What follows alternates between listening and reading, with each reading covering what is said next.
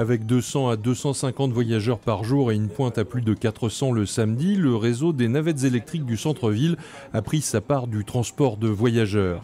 Ça ne sera jamais une solution principale. Vous avez vu le gabarit effectivement du véhicule, ce n'est pas ce qu'on peut appeler du transport de masse. Mais en revanche, nous sommes toujours à la recherche du complément pour travailler ce qu'on appelle le dernier kilomètre, ou en tout cas la desserte de toute fin de parcours, de toute fin de voyage.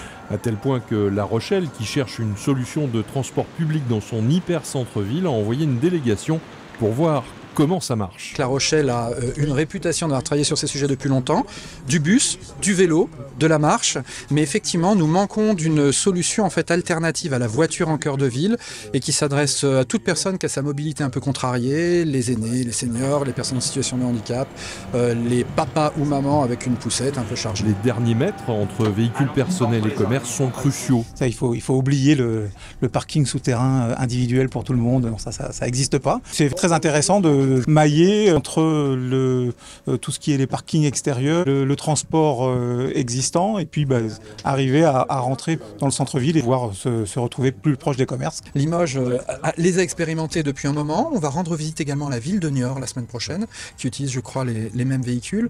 Et puis je veux dire, en ce sujet comme en tant d'autres, en fait c'est toujours intéressant d'échanger entre collectivités pour pas éventuellement commettre certaines erreurs qui ont pu être faites. On a beaucoup parlé ensemble de la manière dont nous devrions être vigilants sur la conception de notre trajet, ni trop court, ni trop long, et puis de comparer également un certain nombre d'autres solutions. À la rentrée de septembre, de nouveaux véhicules avec rampe d'accès PMR entreront en service.